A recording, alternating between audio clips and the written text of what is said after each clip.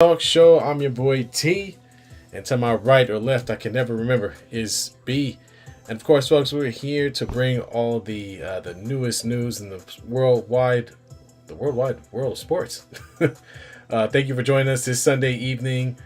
We want to thank y'all for joining. If you're joining us, if this is your first time listening to us, go ahead and hit that subscribe button, hit the notification button, and get into the chat. Let us know how you're feeling.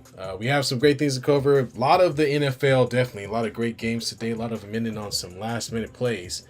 And also be covering how the NBA is going thus far and our favorite teams in the NFL and in the NBA. And B, how you doing, man?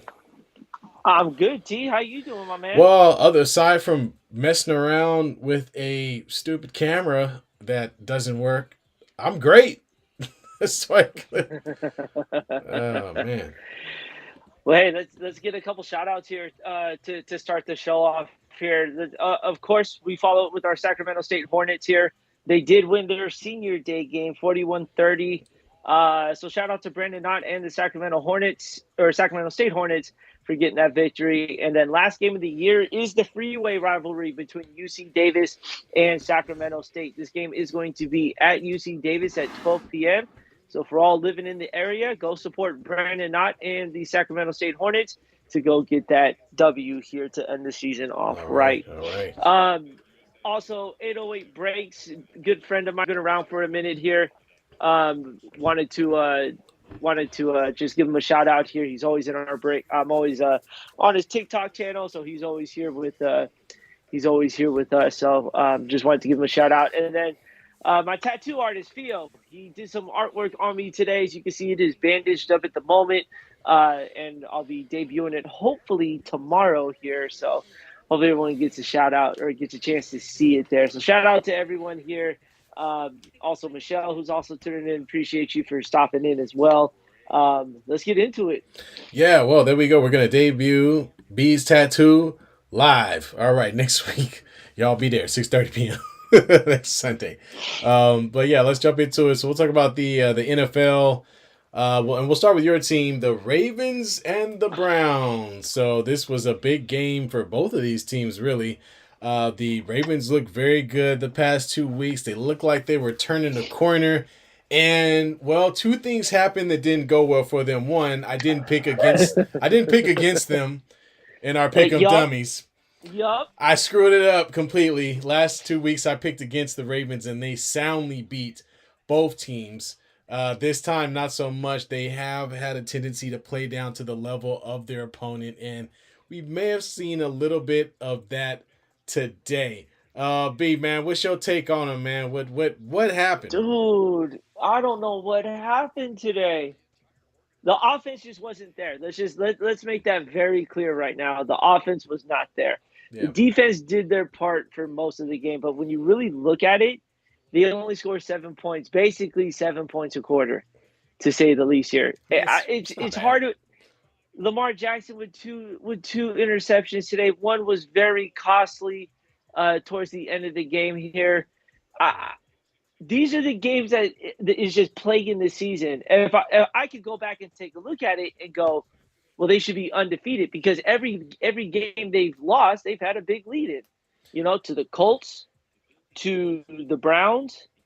I can't fathom this. At least if you're gonna lose, do it on the road. Do not lose at home. And they had leads in both of those games there. So Gus Edwards again, nowhere to be found. They couldn't get into the red zone to properly use him um, in those situations here. Yeah, And the Browns defense is legit. I'm not taking anything away from that defense. They are the top defense in the NFL right now. But you can't have a lead like the lead you had and not hold it, especially when you're the number two defense in the league as well here. So that was just a tough pill to swallow because one, now they're only in a half game up on the Browns. right. Thank God the Bengals lost today, who we'll talk about a little later on. But now there was that separation that they could have had. They could have given themselves a 2 game lead and owned the season series against the Browns. Now it's tied, and you only hold a half game lead over the Browns. So they don't play them again. And that's the tough part, too. Yeah, man. I mean, that's the big thing when you're playing another division opponent at home. Man, you got to come away with that win because that might cost you Yeah. later in the season when these records get closer and closer.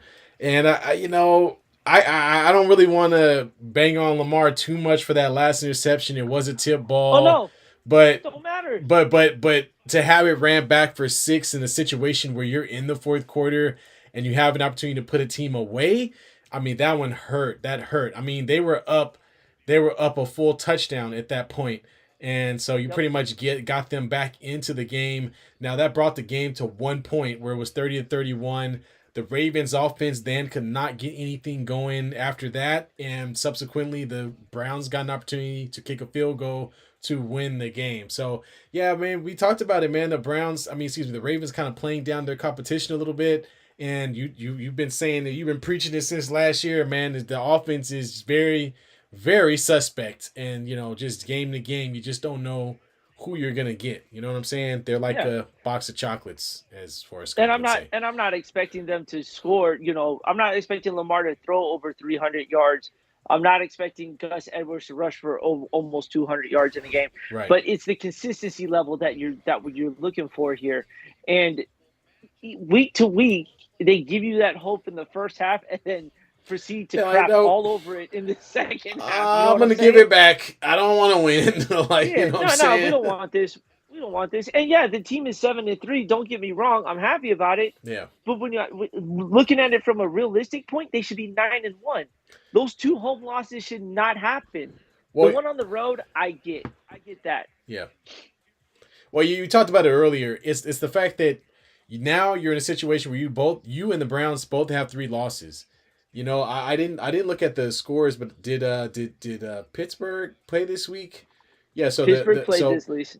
Pittsburgh gets a win. They're 6-3. The Browns are 6-3. The Ravens are 7-3, and then the Bengals somehow find themselves on the outside looking in uh, But at by one at game. 5-4. So yeah, you had an opportunity, as you said, to create some distance between you and really the entire division.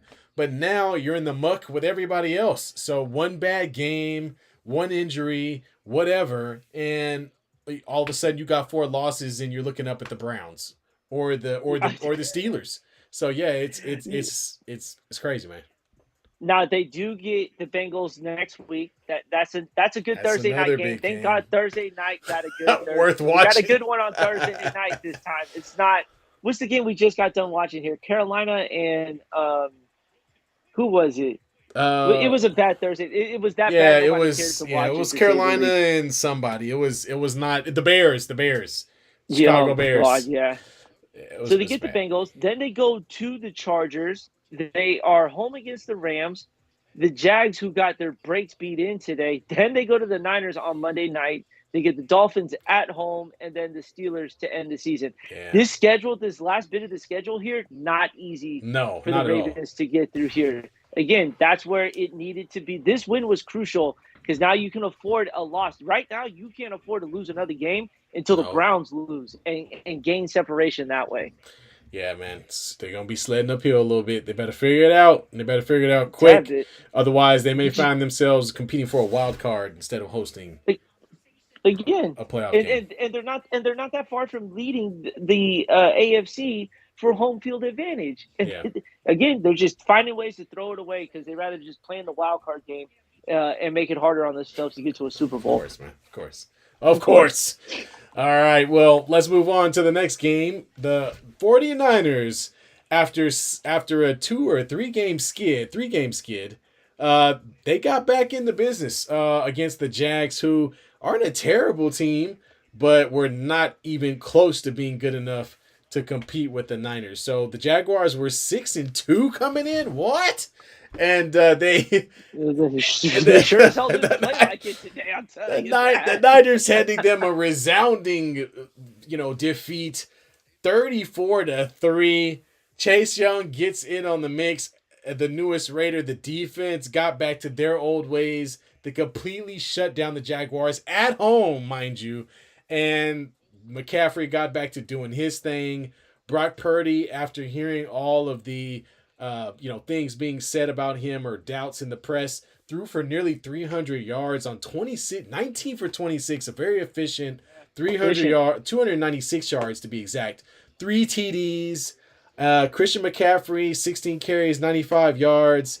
And you got George Kittle with 3 receptions, one big reception for 66 yards, but 116 yards, 1 TD. And yeah, man, they got back. They got back to basics, man. They made it. They sacked Trevor Lawrence 5 times. Golly. They finally got to the I mean, they quarterback. should have brought Jeez some. They should have Louise, brought man. scissors with him and cut his hair while he was at it. They were living in the backfield, to say the least. And I know, as a Raider fan, you were really hoping to get Chase Young, but Chase Young is with the We Niners. got Crosby. Man, You did say the Raiders, not just now. Oh, I did. Oh, my bad. My bad. You did. The You did. 49ers have Chase Young, folks, just in case you're wondering. But this is, again, it's a good turnaround to bounce back. The bye week couldn't have happened for them at a better time here to get players back healthy. You pointed on it about Brock Purdy's stats, and Brock Purdy's going to receive a lot of heat because he plays the position that requires the most attention here, and that is the quarterback. So yes, he is going to be scrutinized at every level, whether he plays good or plays bad. We just got done ripping into Lamar Jackson, and 2 weeks ago he had a game where he almost threw for 400 yards. So he is the center of attention. It doesn't matter if the team is playing bad. You know who's the first one to say it's my fault? It's the quarterback. Yeah. He takes responsibility for everything here. So he has to wear that pressure here. This was a great game for him to turn around and have the most efficient game. He looked like the Brock Purdy of the 5-0 start. That wasn't the Brock Purdy that we saw that lost the last 3 games. Right. So we talked about it during that losing streak is how do you bounce back?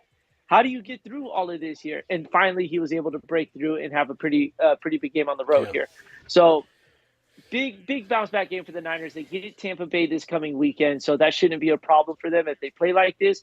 But let's talk about that defense, for God's sakes, man. Chase Young and Nick Bosa on opposite ends of the field. Yeah, it's ridiculous. It's ridiculous. I think it's absolutely ridiculous.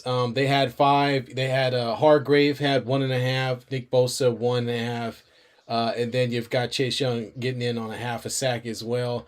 I mean, their defense was already good as is. And to add another menace to that front line is going to make it tough for every single team that they play going forward. And yeah, man, I don't know, man. I think they just need to get back to basics. They had to get back to running the ball. Brock Purdy doesn't need to blow the socks off anything. They just need to stay within the confines of their offense, and really, the defense really needed to show that they can do what they've been doing throughout the season. So they had a little slippage, middle of the season. You're winning all your games. You start to feel good about yourself. It was a quick reminder to let them know that, hey, you're really only 2 or 3 games from being in the miserable heap along with the rest of these other teams fighting for your playoff life. So don't take it for granted. So I think they got the message. They did. And the other so can we start the conversation? Does the defensive coordinator belong in the booth or on the field? I'd love to see them on the field. I love it because I love seeing the emotion. I love the pacing back and forth.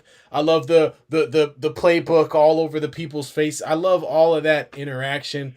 I don't like the cutscenes to the booth where you can't hear or see. I mean, where you're looking through a glass or something, and they got this weird awkward angle where it's like you're looking at the guy from like right here under his face, and you're looking up his nose as he calls plays to the. It's not fun.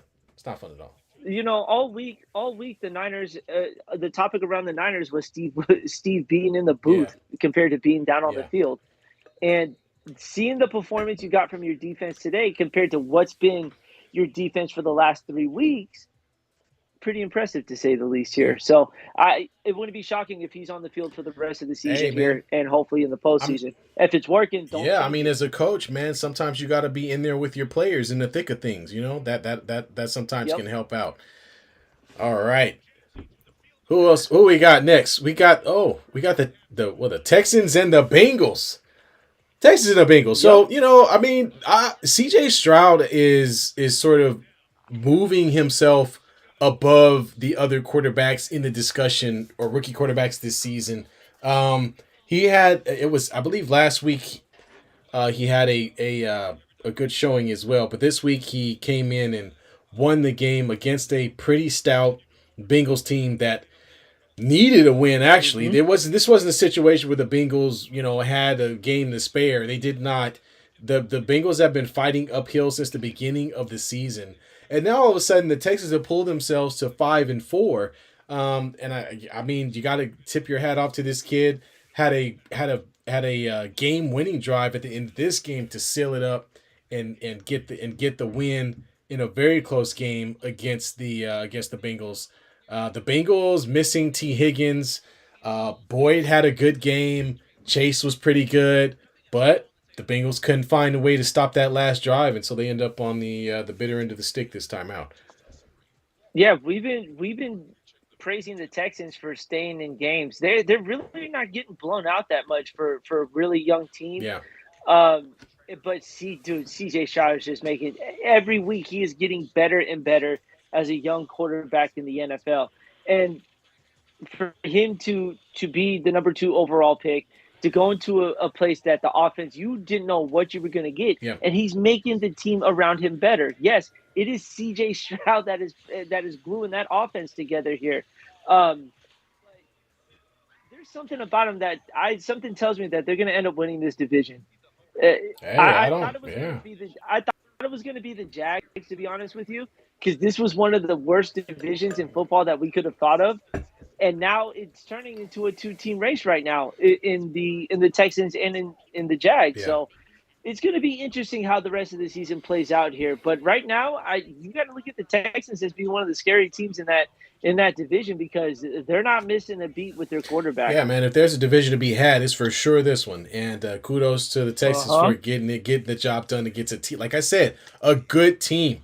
You can't just thumb your nose up at the Bengals. They have a good quarterback. They had their best wide receiver out there. They had Mixon out there. So yeah, kudos to the Texans for getting the job done. And And C.J. Stroud is on his way to being rookie of the year, man. let's also note that game was on the Yeah, road. no, they were They in went into Cincinnati. Yep, Cincinnati and won Yep, that by a game.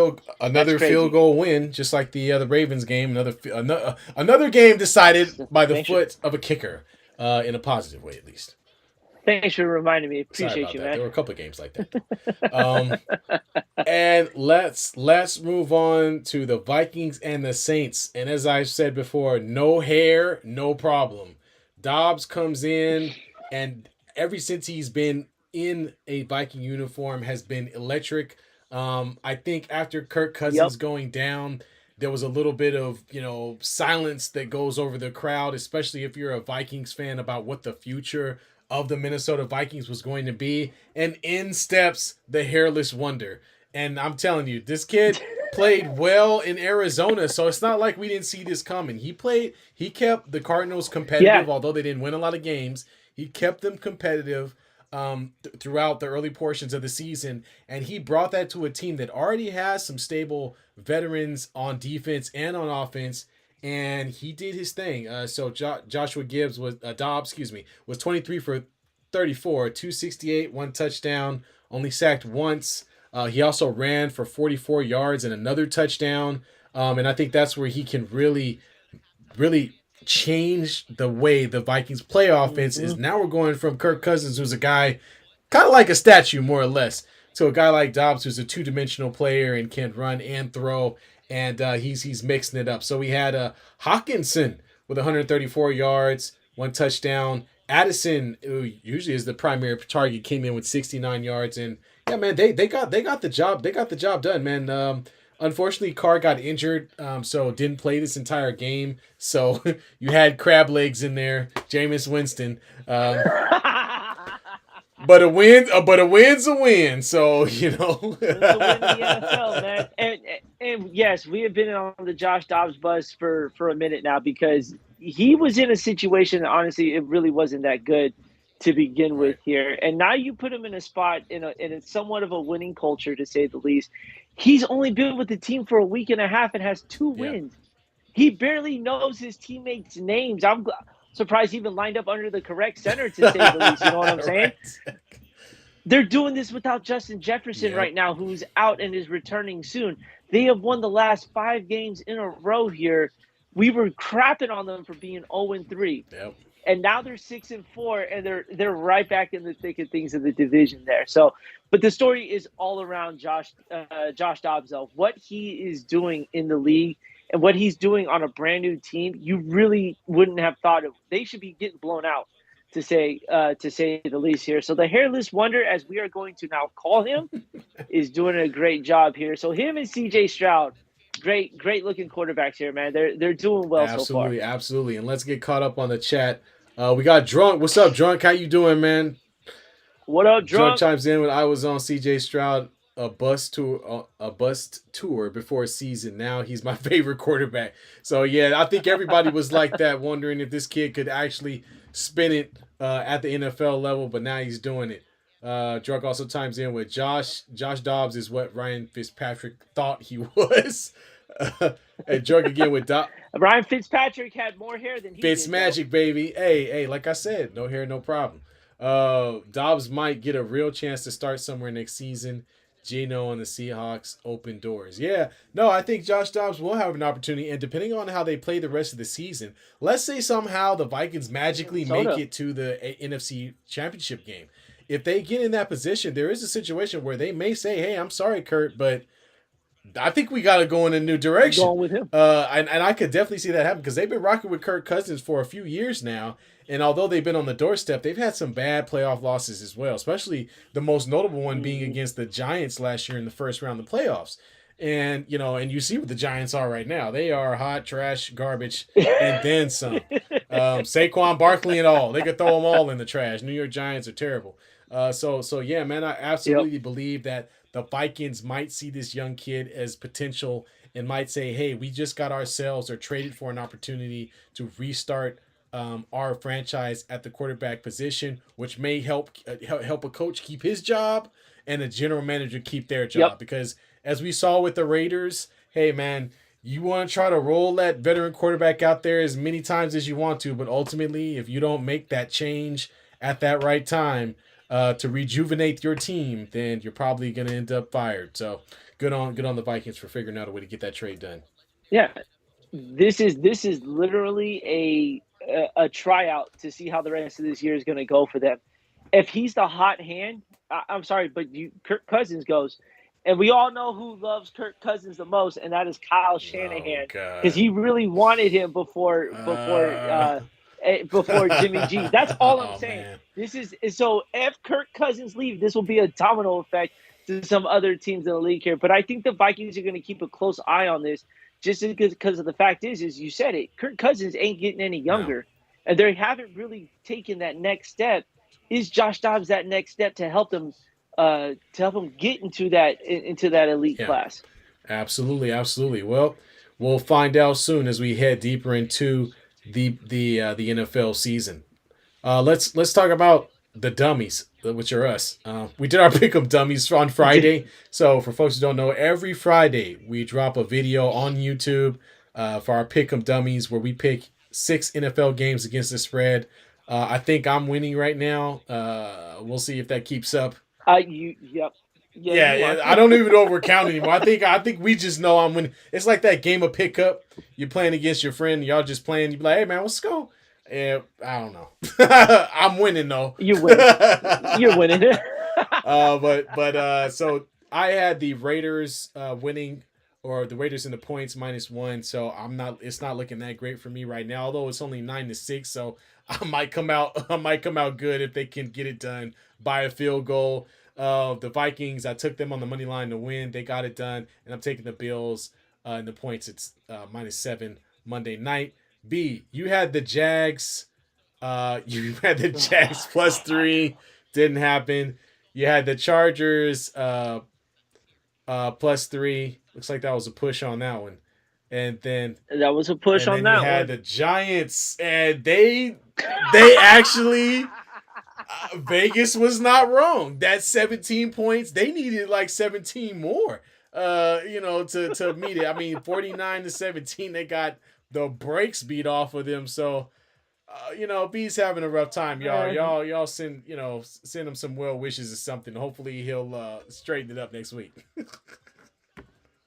when you see 17 and a half, you're like, come on, dude, this is professional sports. There's no way a team's going to get beat by they were down, 17 and they a were down half. by 28 in the second quarter. I was like, oh my God, you got to be kidding me.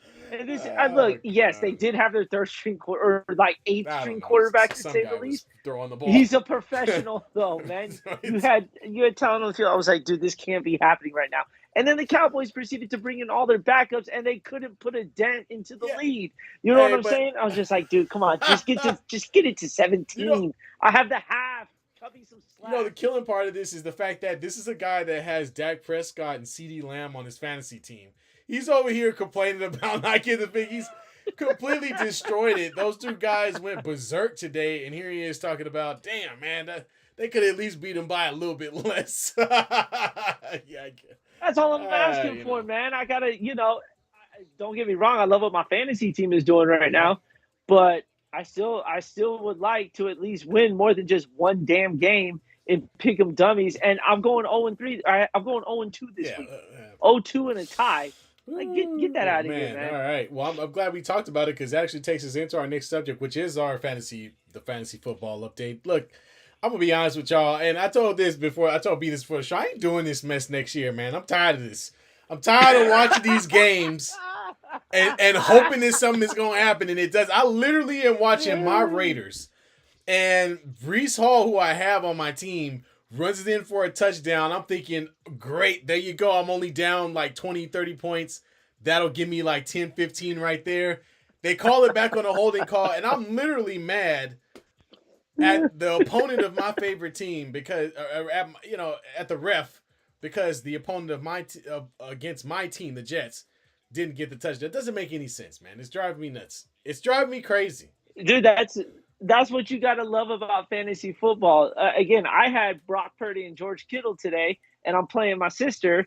And I know she she doesn't really want to root for them because she wants to beat me, but at the same time, she's watching them, go up and down the field against the Yeah. Jags here. That's what you got to love about fantasy football, to say the least. Yeah. But Rachel gave a valiant effort. I don't think she's going to beat me this week. I will happily move to 10-0. Can you At believe the end of this? this I week mean, here. this guy is 10-0. Come on, people. I'm willing to put out a question out to the world. Who is there anybody in a fantasy league right now that is playing with someone who's undefeated? Because it's insufferable. It's terrible. Literally, the rest of Yeah, us that are is. at 4 wins, 5 wins, maybe, and this guy's 8-0. It's. I mean, come on. Hey, Taj, I'm gonna tell you this though. I have never seen an owner of a fantasy football team go through as many players as you have this year. You have dropped and picked up 22 Look, different man. players. Halfway through I'm a disciple of the Davis family, baby. I'm a Raider fan. Gotta switch stuff up. I don't have any patience. This is my first year doing this. Let's start there. I've never done this before in my life. It's my first year doing it. I don't have a lot of patience. I'm extremely competitive, and yes, I'm gonna trade and move people around. If I see somebody drop their little garbage on the ground, I'm gonna pick it up and add it to my team. And it helped me out. Okay, Boyd helped me out today, who I picked up, who was just hanging out on the floor. Picked him up and added him. I picked up Kyler Murray because I knew that the rest of the season I may be able to get some numbers out of him. So it's going to continue to change me. My team's not going to look the same ever. I'm going to have Pete Mahomes, Kyler Murray, all kinds of people. Just everybody. Yo, you left Kyler Murray on the bench. I did. And it's because I wasn't sure how he was going to play. It's his first time playing in almost a year. And I felt stupid. I'm like, oh, why didn't I think Mac Jones is garbage? Oh, can we talk? I got to talk about something. Okay. Nothing makes me feel better than to laugh at the Patriots. The fact that they played so bad. They played early this morning, like 6:30, right? And so Mac Jones has the opportunity to take the ball down the field. Of course, I'm keeping an eye on the stupid game because the guy's on my damn fantasy team. And so Mac Jones, he gets him down to like the 10, 20-yard line, red zone. He throws the ball. Guys wide, tight ends wide open in the end zone. He completely whiffs it, throws it like 5 yards short, gets intercepted, right? Belichick does something I've seen. Belichick literally benches the quarterback with 2 minutes left in the game. Brings in the backup quarterback who none of us have ever seen before. And has him play the last drive, the winning drive of the game. And what does he do, B? What does that guy do? What does he do? Oh, throws an interception. What? Belichick, what are you doing? What? What are you I mean, Belichick, look, bro, you've only won 2 games this season, my man. Okay, your team sucks, so stop trying so hard, number one. Number two, dude, he's playing for Caleb Martin. Yeah. We all know this. Well, I guess he is, because it's like, what made you think a guy who hasn't played in 2 months was gonna all of a sudden you throw him in a game in the last minute to win? Oh, that has to be the most stupidest, disrespectful coach move I have ever seen. I've never seen anything like that. Thank you, Belichick, for being an idiot. I'm glad I get to clown you now that your team is terrible and Tom Brady's gone. Yo, hey, man, I love it. I didn't even wake up for this game because I could care two less because it was the Patriots and the Colts, to say the least here. But you know how last week we talked about these international games got to stop? This is a clear example of games that need to stop. You don't want to send bad teams over there to show them bad. It was a 10-6 game. Like, come on. Stop. Oh, boy. Keep the NFL on American soil, please. That's all I'm asking for here. Yep. Just keep it on American soil. I hope the Germans enjoyed it. I don't know. Apparently they do, because they keep coming back for that dumpster fire, man. Last week was a bad game between the Chiefs and the Dolphins. Chiefs blew the Dolphins out. This game was nowhere near competitive, to say the least. And the only reason why we're talking about it is because of the fact that you took out your starting quarterback to basically have another guy throw the same interception. It was like, stupid, man. Very special, very special. But anyway, I kind of derailed this there a little bit, but I had to bring that up because watching that just made me giggle. And all you see is Belichick doing this. Just, oh my God. It's like, bro, just retire. Do us all a favor. Finish up the season. Retire. Go off and go call Josh McDaniels, since he has nothing to do. Tell him to come pick you up. You guys can go hang out with Danny Amendola and Tom Brady and all the rest of you idiots and get together and throw some weird party on the boat. I don't know. They can have their own. They can have their own version of what is called the retirement boat party, like LeBron James and Chris Paul did when they were all sitting on the banana boat. They can have. They can have their own like that too. Go polish some trophies or something. You know what I mean? Go polish your trophies. Do that. Oh, that was a good one, dude. We got way off track, but that was so worth it. Well, I mean, dude, hey, I can't let a cheap shot against the Patriots get away. I can't let it get away. Now we're gonna transition. Good job. We're gonna transition because I got some more cheap shots coming up, but that's later on down the line. But we're gonna talk about the NBA. And again, we are in the in-season tournament where no one knows what the heck is going on or why it's happening. Jason Kidd's on TV talking about point differential and point margins. J Kidd, what the hell are you talking about? What? He's talking about he's talking about how he had to figure out a way to keep the point total above 20. I forgot who they were playing, and I'm thinking in my head, like, when did this start? We do not care, man. Just you're winning games. That should be all that matters. But in any case, man, this thing's ridiculous. I hope when they get to the actual tournament part of it, instead of this group, whatever this crap group play, that it gets a little bit more interesting and more competitive.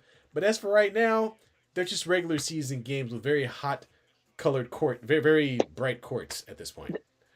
Dude, I can't figure this out sometimes, man. You know what I'm saying? Like, it's one day it's every team playing an in-season tournament game, and then the next day it's only 2 teams playing the in-season tournament. Like, let's just get to the quarterfinals so we can call this a day. You know? And the only way we know is because they put that dumb trophy on there. That's the only way we know. Is today an in-season tournament game? Oh yeah, there's a trophy in the middle of the court. No one cares. No one cares. Just go ahead and put an Uh, NBA team in Vegas and stop wasting everybody's time, NBA. yeah, just Just do do it. it. Don't bother. You don't have to do all this to figure out if you want to put a team there. Just go ahead and do it. We know you know that's what this is all about. Go ahead, go get the call them the Las Vegas Supersonics or Go whatever. get the I don't money. know what the hell they're gonna do, but Go get just the put them there. money. Just put them there and get it over with. All right, now Well, go ahead. B. your Oh Lakers. Let's God. talk about them real Okay. k. Yeah, sure. Let's You talk want to about talk this here about you want because to talk about they inconsistent? You talking about Lamar Jackson? Okay. Go ahead, B. I'll let you. Go ahead, man. Go ahead.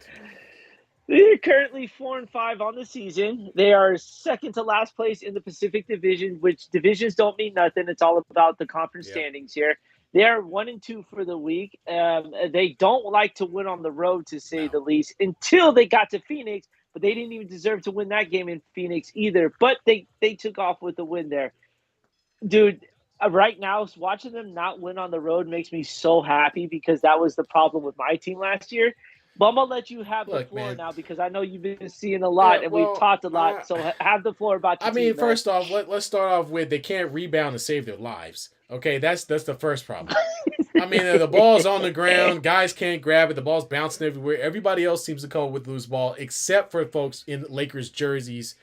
The other thing is, we're only like 9 games in, and everybody's injured. And I'm trying to figure out like who is throwing the banana peels out on the floor during practice time because I don't understand how this many you got and these are guys we just signed too. I mean, we had AD Yeah. out for 1 game. Okay, he came back though. That's fine. LeBron's out tonight, which I knew when he kind of limped a little bit in the second quarter of the Suns game that he wasn't playing the next game. Seriously. But then you got other guys like Gabe Vincent, Vanderbilt. Hachimura was out for a while. It's like what the hell's going on? And I was surprised to see in the last game against the Suns they actually benched Austin Reeves and started Cam Reddish. And to give a little bit of a mix up, I actually liked it. I think Cam plays really good defense, or at least is turning into a better defensive player with his athleticism. And I think Reeves just need a little bit of a wake up call to kind of help get him going. But ultimately, a lot of this centers around the lack of effort around the boards. It centers around the lack of offense, which I keep talking about. Every time they come down the floor, there's a lot of standing around and staring at AD or staring at LeBron James. And the bottom line is that doesn't work. One thing they Nope. did in the game against the Suns very well was they set those screens high. They went to LeBron in the post where it worked, and guys actually moved without the ball. Cam Reddish was open a majority of times in the corner all by himself because the Suns could not afford to give up one-on-one matchups against LeBron in the post, which helped open up some things. I thought D'Lo played pretty well in that game too. He was able to come off those screens, easily get into the paint, and take those little nice mid-range jumpers. That's always there.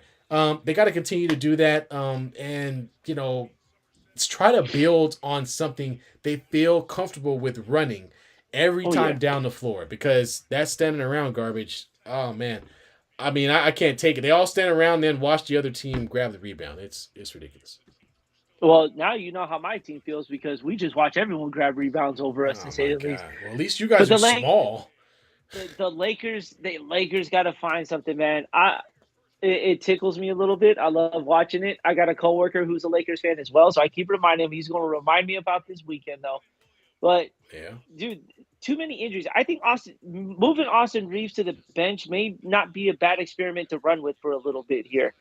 I think Yeah. Cam Reddish should start for a little bit, help him with a little more shooting here, a little more defense. Cam Reddish is actually a pretty Yeah. good defender off ball, so I think you could get away with that and just see how that experiment goes. And that's going to challenge Austin Reeves to put the ego to the side, even after signing that mega extension. He Yeah. said, "Hey, dude, we may need you off the bench more than we need you as a starter. Can you have him close the game out? Yes, he can come and close the Yeah. game, Yeah. but to help anchor the second and third quarters, that's where you're probably going to need him the most there. And Yeah. him and Cam Reddish can share the court together, and I think that would also be a good fit for the Lakers here. But I think Cam Reddish to start the game off and to give that defensive presence, I think it wouldn't be a too bad of a fit again. But you all should have figured this out during the preseason, not Yeah. now. Yeah, and that's the problem is, they haven't been practicing a lot. You know what I mean? And you didn't get the guys playing together that much during the preseason. Now all of a sudden they're all injured, so now you don't get a chance to have them gel on the court. And ultimately, what the coaching is doing, they have to figure out ways to get guys to play to their best potential in the spots where they're the best. D'Lo is best when the ball is in his hand and he can go. He's a pick and roll guard. Okay, he can't stand in Hmm. the corner. That's not going to do anything. Same thing for Austin Reeves. Austin Reeves does well when he can play as the primary ball handler at most times. And so those guys trying to play off of each other without knowing who's the point guard now versus who the point guard 2 plays from now is not working. It's the same thing with the Warriors. When CP3 is on the floor, we all know what his job is. You know what I mean? And Hmm. so the Lakers have to figure out what folks' jobs are, get them in a position where they feel comfortable doing it. Just like what they did with Cam Reddish. It's like, hey Cam, use your athleticism, get rebounds and guard. Okay, cool, I'm gonna go do that. And now, Yeah. but you're asking Austin Reeves said, well, I want you to kind of play off of LeBron, but then I want you to facilitate sometimes, but then I want you to be a scorer these other times. And it's just like, no, you know what I mean? Like you got to give the guy a couple of things to do because at the end of the day, the moment he starts pushing too much or trying to do too much, which is what I think he's been doing, Yep. it's not going to work. He's going to miss shots. He's going to turn the ball over because he's trying to do too much. And the guys just need to fit into the role. So hopefully they get that figured out. Yep. Oh, hopefully they don't. That would work best for me too. Whatever, man. Yeah. Well, your next team on the board is your Warriors, who are 6-4. Great, doing good. They went 1-2 this week, so all right. They have been winning on the road. Did take a bad loss. Not a bad loss, but they took a loss to the Cavs. Had a good show against the Nuggets, I thought. Yes. Um, but I was impressed with that, and I'll say because you talked about the Cavs. We talked about this before the show about the Cavs being big. Well, Denver's pretty damn big too. And so for Yeah. you guys to compete with them the way that you did, I thought that was a good effort to say the least. I like what I'm seeing from them here, and yeah, they went 1-2 this week. But it's the way they're competing, though. You know Yeah, what I'm saying? The only downfall to this is the size that the Warriors are lacking right now. For them to drop to have these clunkers against the Cavs, and I'm not taking anything away from the Cavs, but if you compare the Cavs size and the Denver size, it's almost similar. But you're elevated your level of play to the Denver game compared to the Cavaliers. yeah. So they gotta Mike Dunleavy Jr.'s got to look at trying to find a setter he could bring in to help kind of just Pronto. help this Yeah, help this a little bit here because the Kevon Looney's not going to stay on the court. They're not going to beat teams on the boards. It's going to require a little more effort from your smaller guards to help in the rebounding. But all that really leads to is a lot of outlook passes to for easy buckets because the Warriors used to prevent a lot of that yeah. because they had a guy in the center, and now they get cherry picked almost every single game, and that's the toughest part to sit and watch for them.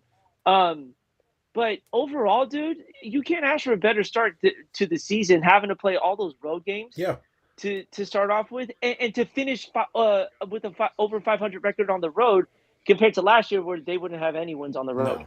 Yeah, no. Great, great. I mean, the addition of CP3 was questionable, but it is working. We talked about it before and how CP3 is going to make Kuminga and Moody better, and I think that's what you get the benefits of on the road. And then also, Hmm.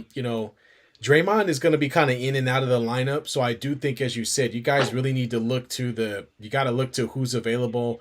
You know, a Yeah, guy like and I'm just bringing up name. This person is not a free agent, but like Andre Drummond or just some big body that you can stick up there that you're yeah, just asking to get rebounds. Kevon Looney is being asked to do a lot, and he's not the he's I don't know if Kevon is gonna make it through an 82 game season when you're asking him to guard the center. He's the biggest guy on your team, so he's guarding every center every night. He's responsible for most of the rebounds. And so I think you gotta find someone else to fit into that role to help spell him. Otherwise, you're gonna end up in a situation like you guys were last year, where Kevon Looney goes down, and it's like, oh, who do we put in? You know what I mean? So you get stuck. exactly. Then we're running a small lineup You don't have a consistently at choice. that point. Yeah, There, right, right. the he Kevon has shown he's played every game for the last two Yeah, years. So it's there, but like you said, he can't just do his job, which is rebound and facilitate. You're asking him to do a lot more on the court here, and not only that, but having to deal with some of the good centers in this league here. Yeah. Um, Here's one thing I don't understand, and we talked about it a little bit, but last night's game against the Cavs, Draymond pushed Davion Mitch or Spida out of bounds pretty much, Yeah. right? 30 seconds later, Mitchell comes down the court, runs into Yeah. He Draymond pushes. Yeah.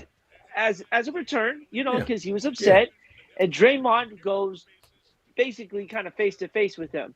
You know what I'm saying? Now, nothing, there was no pushing, there was no shoving. They weren't even talking to each other. All Mitchell said was, hey, man, that's for you pushing me out of bounds. Right. He's got every right to do that. Right. But then for some reason, this goes to a booth review.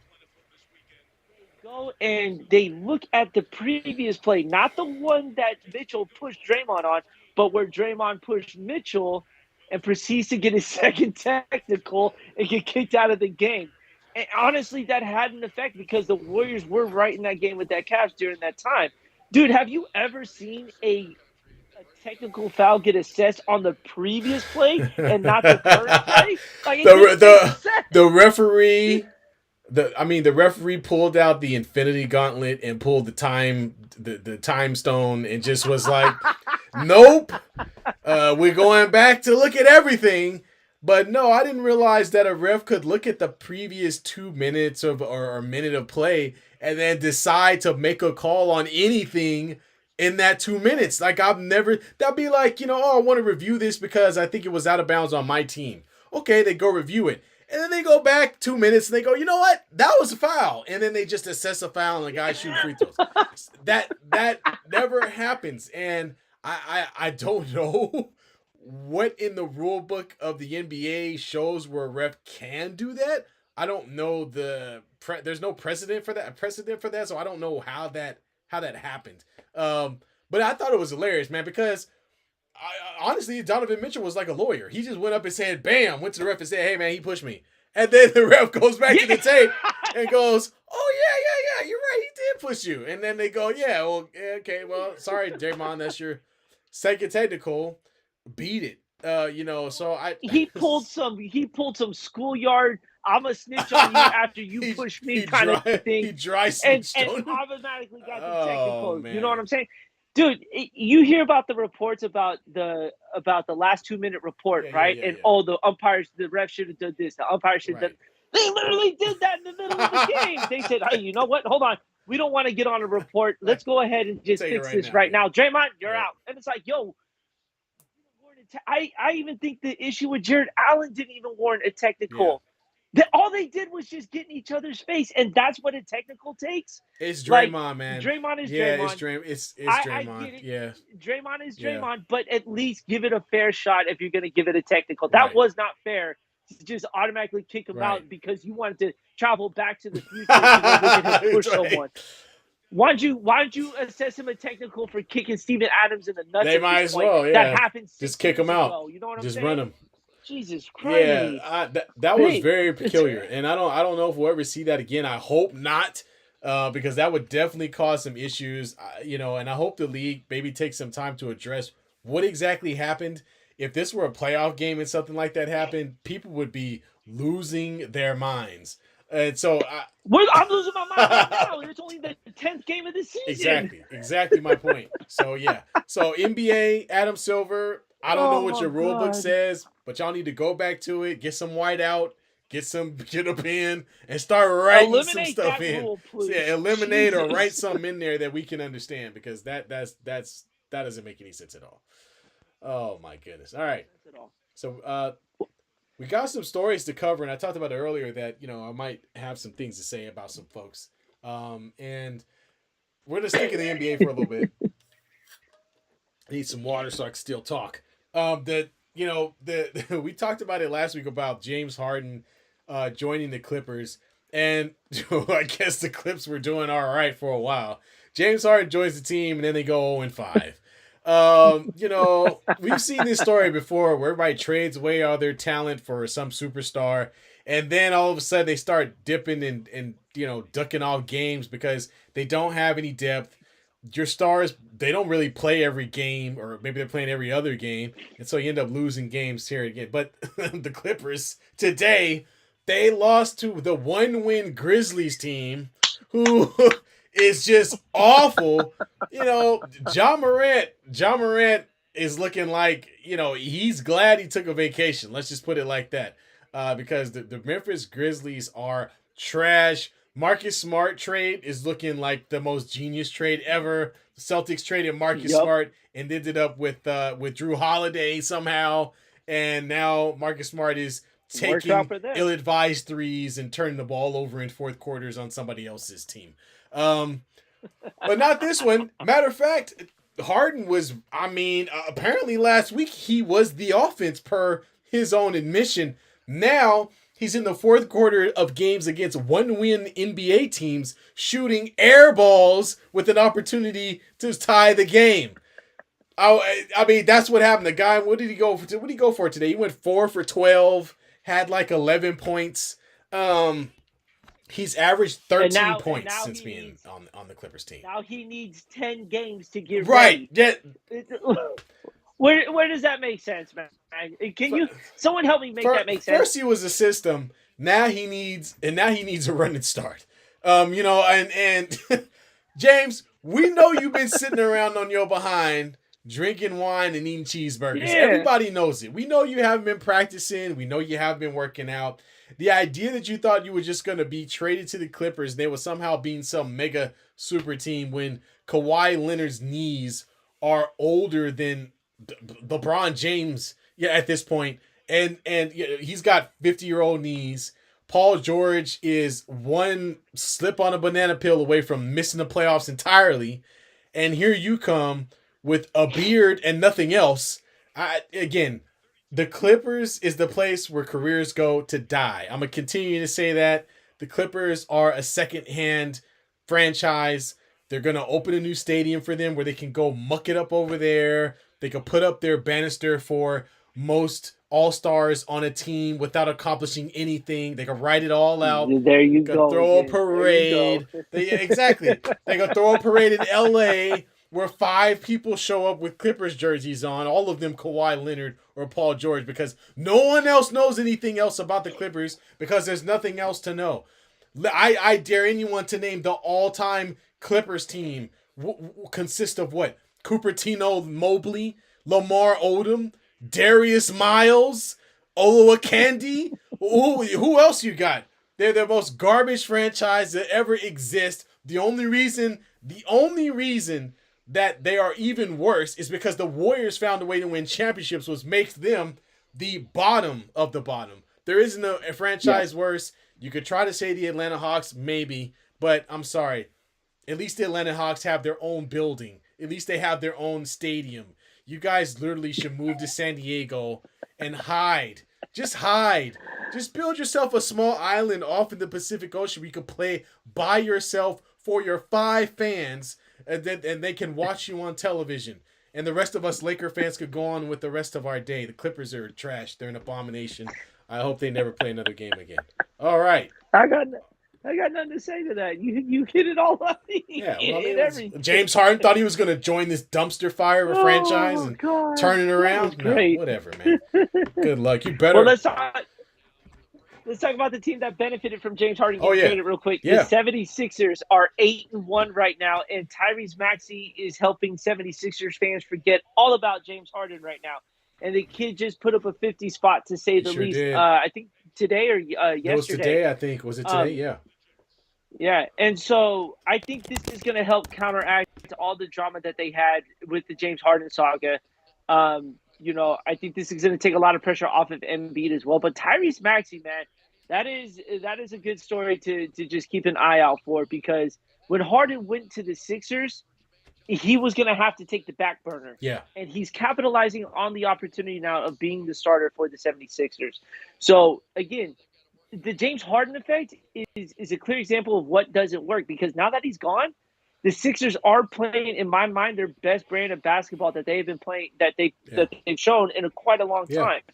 So this is going to help them compete with teams like Milwaukee, like Boston in the East. and help put a little bit of fear into those teams because we just talk about the Bucks and the Yeah, Celtics on a collision course to see each other in the conference finals. But now here come the Sixers putting their name in it, and they still have a lot to prove.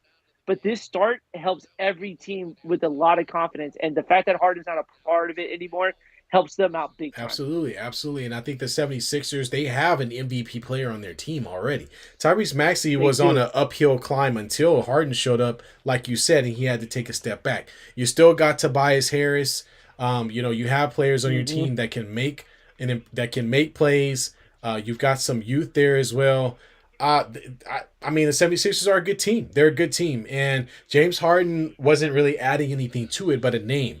When it came time to actually play, when they played the Celtics last year, they came up empty. So kudos to them. I don't know if the 76ers are going to compete with Milwaukee.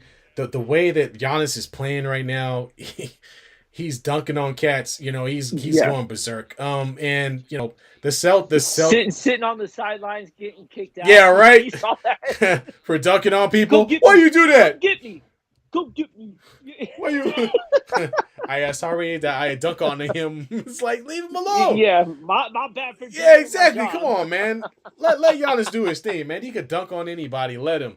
Let him. Oh, Giannis is the epitome of if I were that tall, right? And we all say that, right? We all say that. We say if I was that tall, I'd be mhm. dunking her. That's what Giannis is. Giannis is that tall, and he has the mindset of one of us, a smaller person. Like he must have had a hell of Yeah. a growth spurt. He must have been 5 feet tall at one point in his life, and it was just like, one day I'm gonna dunk on everybody, and then he grew and he just dunked on everybody. So kudos to him. The last team we want to talk about is the Phoenix Yeah, Suns yeah, because into this season, we know this for one fact. They have no one outside of those big no, three. And Devin Booker's not even playing right now, and they are just getting by. You know what I'm saying? they can't. They can't afford to have any of those guys sit at any point in the game because they lose leads very Yeah, quickly when those guys sit out. absolutely. The clear example was the Lakers and Suns game when Beal and Durant were off the court, or it was one or the other. There's no support for those guys. They can't rely on anyone else to put up big numbers for them or at least help maintain a lead to make sure that they can go get their buckets. This is not going to be a good sign for the Suns. They got to go get that point guard, Yeah, but they have to find a way that they can compete without having to play those three over 40 minutes. In order for them to win, they got to play over 40 minutes a game. yeah. And you're going to burn through Kevin Durant real quick, to say the Yeah, and least. that's what's been happening. KD's been the most consistent player thus far as being on the court. And the last thing you want is for him to get Mm-hmm. injured. He's a guy that's dealt with some major injuries in the past. You don't want that to resurface in any shape, form, or fashion. And again, just like we talked about the Clippers, this 3-star thing, it doesn't really work because you end up pillaging all of your depth in order to get that. And so Bradley Beal barely played a game. He just he got one of his first games was against the Lakers. I think maybe that was his second game playing, and he came out like gangbusters. But as we got deeper into the game, like you said, without the depth, the Lakers were able to climb back in the game. The starters come back, and because you're mostly a jump shooting team, it's make or miss. And if you start missing, Yep. well, there you go. Because the Lakers aren't going to shoot. The Lakers actually got smart and decided, you know what? We're not going to shoot threes anymore. We're going to drive. We're going to punish you and go to the rim. And once Braun started getting to the rim, guys start getting nice looks at the basket. The Lakers were lucky enough to get a couple of threes to fall down late in the game to close it out. But yeah, man, and then you want to pivot that to how well are you going to be able to play defensively as a team if you're the Suns whenever three of your players they really only play offense. KD Yep. can do it a little bit, but other guys his size generally play in the post, and he's not capable of defending anybody in the post. No, not at all here. And the other thing too is, did you see in that game against the Lakers, both AD and LeBron just smothered Kevin Durant? They had no one else to Yeah, go to. yeah, You could literally do that, and you'd be comfortable leaving one of the guys wide open because yeah. Go ahead. they have no consistency of shooting. So Yeah, pass it to Watanabe or Okoji or or one of these other some Star guys. Wars character on that team, to say the least. He said Star. So that's that. Exactly. No names is the Well, point. hey, speaking of no names, we have some drama happening in college football. Now, we generally don't get to talk about it, but this is some serious business here. because there is some stealing going on and there's some snitching that's about to take place later this week here. So if you guys have been living under a rock, the University of Michigan, who is the number 2 team in the nation under Jim Harbaugh, are being accused of stealing signs prior to the opponent that they play. Now, Harbaugh was suspended for 3 games, including this past Saturday. He is able to coach on the field prior to the game, but then cannot be with the team on Saturday here. Mm-hmm. Now, you may be asking yourself, why is this such a big deal? Well, it's a big deal because someone is paying people to go to these opponents' games the week before and catch their signs and film them. Dang. That's a problem. You cannot do that to get a leg up. You know, um, we've seen the signs, we've seen the gamesmanship on getting that. What should they do in this instance now that money is involved and people are going there to steal signs to get a leg up on a team here? Well, I think the NCAA has to send a clear and resounding message that it is wrong, because let's talk about the NCAA for a minute. Anytime a player has ever done something out of pocket, or been caught taking some money, or been caught doing this or doing that, they try to throw the book at them, right? The NCAA makes it sound like their rule book is something very serious. So yeah, I think they're gonna have to put in some type of ban, especially when we're talking about this is actually something that affects the game. Like, this guy is out here stealing Yes, signals, 100%. and he's using it to effectively help him win games. And not only that, this is the number 2 team in the nation. So how much of their winning is attributed to his cheating? I mean, they have to take a strong stance on this. I mean, otherwise, how other teams are going to start doing this if they haven't done so already. Yep. And you got to make sure that you keep the competitiveness of your game pure. And if you don't, then all of a sudden we got to start questioning everything. We got to start questioning the intention of the coaches who work for a school but make millions and millions of dollars, right? Yes. We've got to question an NCAA that can't figure out that creates all these weird leagues, or what do they call it? What am I thinking? What's the word? The Pac-12 and Big Ten. All these conferences are switching and going all over the place because they're all after money.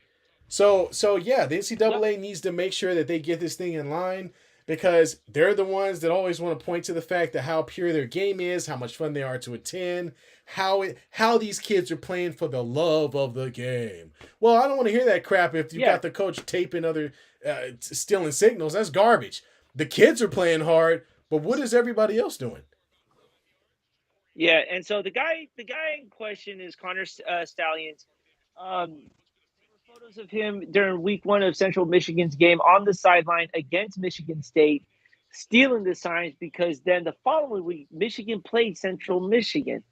So you can't tell me that the evidence isn't there. Now, Michigan warned the NCAA earlier this week, saying if you suspend our coach, we are coming after you guys because we have dirt on everyone. So this Dang. is where the snitches get stitches, Oh to my say the God. least here.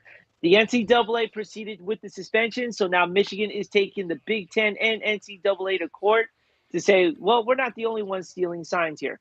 So this is going to get uglier and uglier by the minute. Now, I bring this up because in 2017, the Houston Astros cheated their way to a World Series by way of banging on a trash can Yeah, by right, stealing signs from the catcher. right. Hence, why the game now has a keyboard on the catcher's leg to relay the message over to the pitcher on what pitch to throw, so there's no more sign stealing. Wow. The NFL has helmets or what is it? I'm blanking on it. Yeah, Earpieces for the quarterback to yeah, relay the yeah. With the play. earpiece, That's yeah. why you see the face over the play call. The NCAA may now have to start looking into this, because Right. if this leaks out and there are teams stealing signs, your quarterbacks are going to have to start wearing earpieces in order to kind of level the playing field here, as you stated, because you cannot have teams going and paying people to go pay other people to go steal these signs here. You watch a lot of the NFL, you see it a lot. Is it something that the NCAA should adapt with it? Yeah, I think it is. I think they should. I mean, the technology's there. I don't see why they can't do it. I'm tired of watching these NCAA games where you got five guys standing on the side with boards over their head trying to give in. Like it's stupid. Like the lengths Yeah. that these teams are going through to make sure that their signs don't get stolen or that their plays don't get intercepted is ridiculous. And I think that all could be solved with a technology that's been around for the better part of 50 years. Yeah. And the crazy part is the college goes to great lengths. They got three quarterbacks that stand on the sideline wearing three different colored Right. hats, and you got to pick out which one who's calling It's the so sign. stupid. They got the billboards with different faces on there. You know what I'm saying? There's It's all this stuff happening on the sidelines here. When honestly, just put the earpiece in the quarterback's helmet. yeah.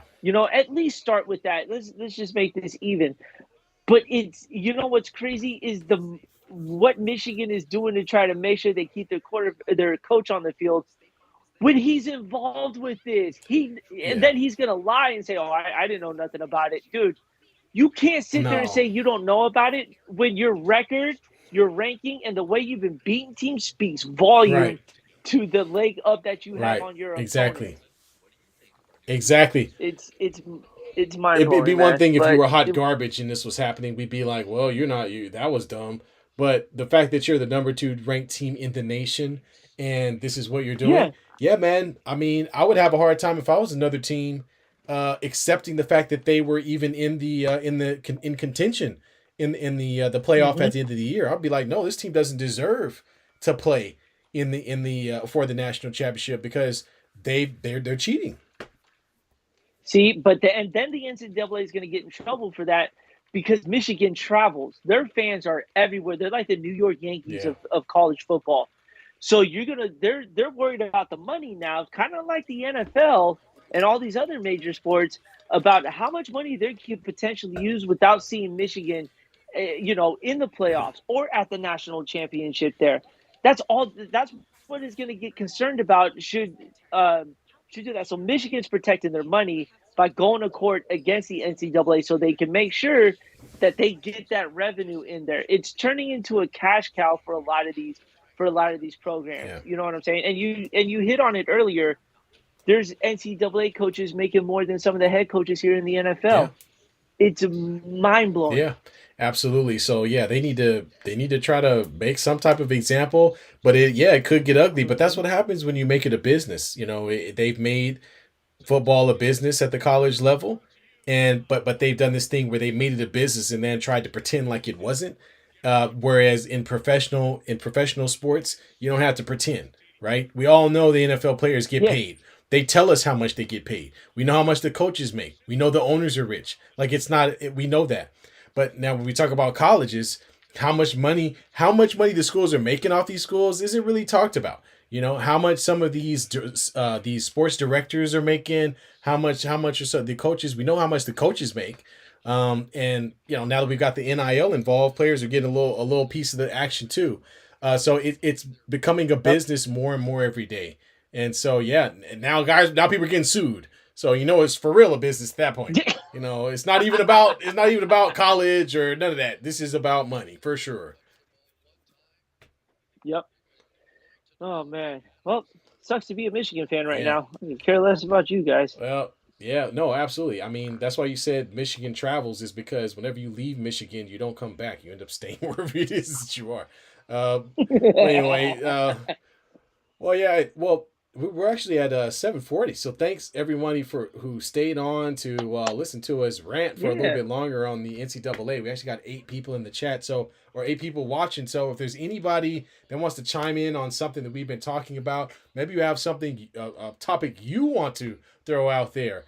We are more than willing to hear what you got to say and talk about it, or debate with you, or go back and forth, or whatever. Just feel free to hop in the chat at any time. But yeah, man. Absolutely. Quick Let's update. give us shout outs again. I'm sorry. Quick shout outs again to Brandon Knight and the Sacramento State Hornets. Good luck on next Saturday. 808 breaks. If you were in here, man, hope you enjoyed the show. I'll be on your live shortly. Theo for the tattoo. Thank you again, Michelle. Love you, girl. Thank you for tuning in as well.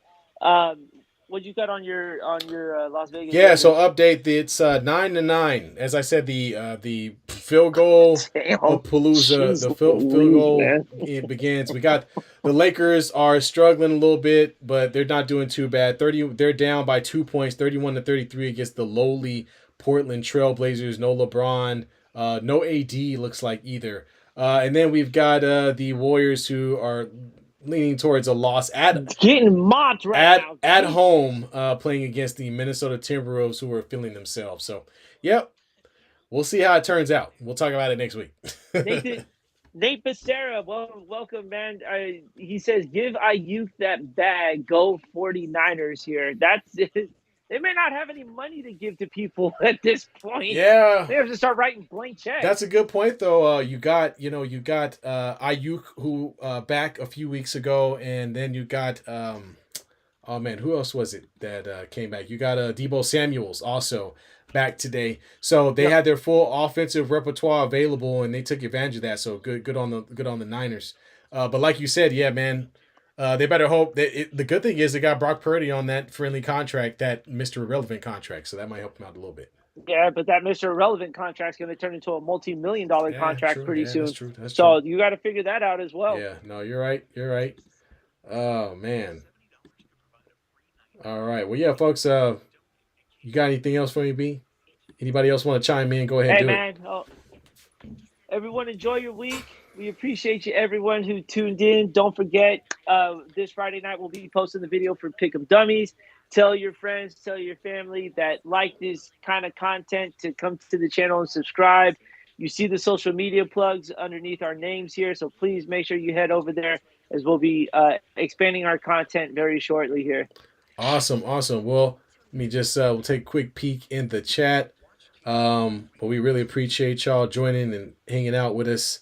Nathan chimes in with, I think Debo is gone. Yeah, I mean somebody's got to go. Can't pay everybody. Yeah, you're not going to be able to pay everybody, so you're going to have to see who's the more valued piece. But that more valued piece may cost you the most money. Yeah, true that. So that's going to get real sticky real soon. Yeah, we'll see how it turns out. Well, folks, thanks for doing a little overtime with us. And if you haven't already, like the video, please. We appreciate it. If this is your first time listening to us and you hung in there, go ahead and drop subscribe. We appreciate it. Go ahead and subscribe to us and hit that notification button too as we continue to drop content, and we'll be ramping up content as we go along. Like B said, we got our Pick'em Dummies, so you definitely want to hit up that video real quick and see if we can help you lose some money.